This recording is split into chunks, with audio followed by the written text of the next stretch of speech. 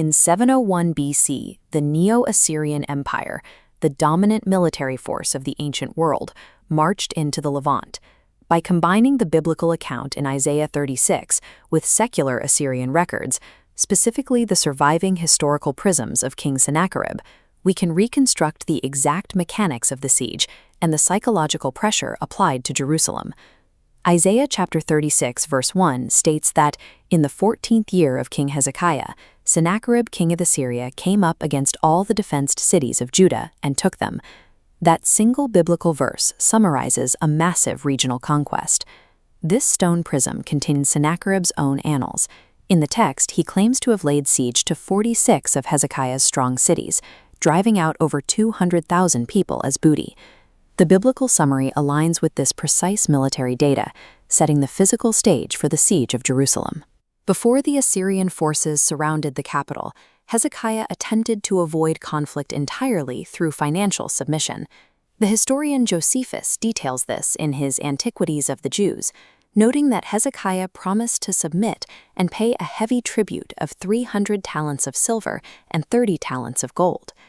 To meet this demand, Hezekiah emptied his royal treasuries, expecting the Assyrian army to take the payment and withdraw. Looking closely at the ledgers on Sennacherib's prism, we find the receipt of this tribute, but the Assyrian account lists 800 talents of silver alongside the 30 talents of gold. Despite taking the wealth, Sennacherib recorded that he still trapped Hezekiah like a bird in a cage inside Jerusalem. The strategy of buying off the empire failed. Hezekiah surrendered his wealth and still faced a fully mobilized Assyrian siege force. The Assyrian commanders arrived directly at the walls of Jerusalem to confront the Judean leadership. Isaiah chapter 36 records that Rabshakeh arrived from Lachish at the conduit of the upper pool, where he was met by Judean delegates Eliakim, Shebna, and Joah. A conduit, like this stone tunnel, represents the most critical failure point during an ancient siege. Water supply dictates survival. The specific men representing Judah are also significant. Earlier, in Isaiah 22, Shebna was ousted from his prominent office and replaced by Eliakim, shifting the internal hierarchy of Hezekiah's court. By positioning his forces at the conduit of the upper pool, Rabshakeh initiated this standoff at the city's most glaring physical vulnerability. Rabshakeh then launched his first psychological tactic, dismantling Judah's faith in foreign military alliances. According to Isaiah chapter 36, verses 4 through 6, Rabshakeh declares that trusting in Egypt is like leaning on a broken reed that will pierce the hand of anyone who leans on it. This was a direct strike at the Judean court, where an alliance with Egypt was an active and fiercely debated political strategy. The prophet Isaiah himself had warned of this mistake. In chapter 30, he prophesied that the strength of Pharaoh would be their shame and would provide no profit. These biblical warnings are verified by Sennacherib's secular records detailing his victory at the Battle of Eltekeh. This ancient wall carving illustrates the exact forces involved. Sennacherib's texts describe capturing alive the Egyptian and Ethiopian charioteers who attempted to stop their advance. Rabshakeh was not making empty threats. He was deploying fresh military intelligence from the battlefield at Eltekeh. With a single argument, Rabshakeh demonstrated that Judah's reliance on Egypt was a strategic impossibility. The second phase of psychological warfare exploited internal religious friction within Judah. In Isaiah chapter 36, verse 7, he asks how Judah can trust in the Lord when Hezekiah is the very king who has taken away his high places and altars.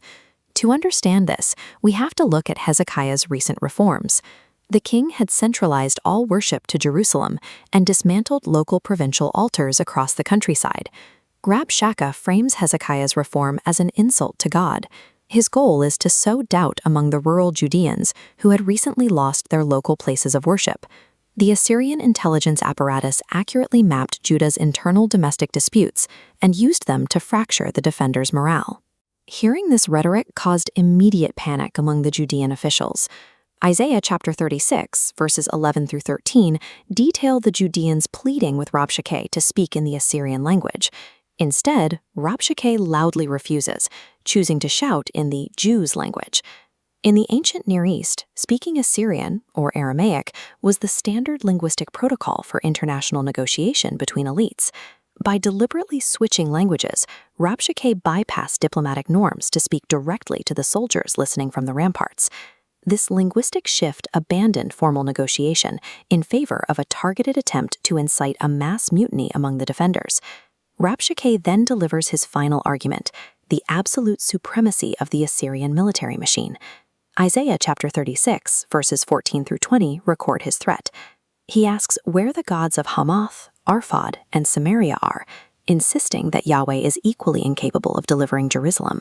This stone relief carving depicts the king, reflecting the Assyrian belief that military conquest proved the superiority of their gods over all local deities. The biblical text provides a stark contrast to this perspective. Earlier, in Isaiah chapter 10, God defines Assyria merely as the rod of mine anger.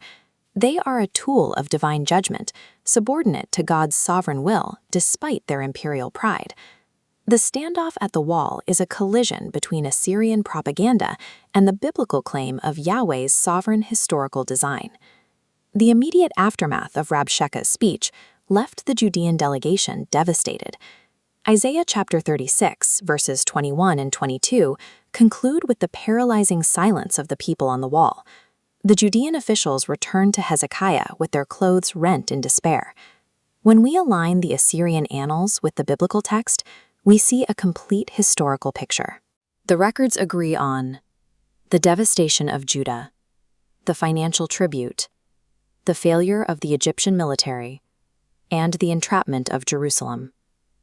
Rabshakeh's speech systematically exploited international geopolitics and internal religious fractures to break the city's will to resist.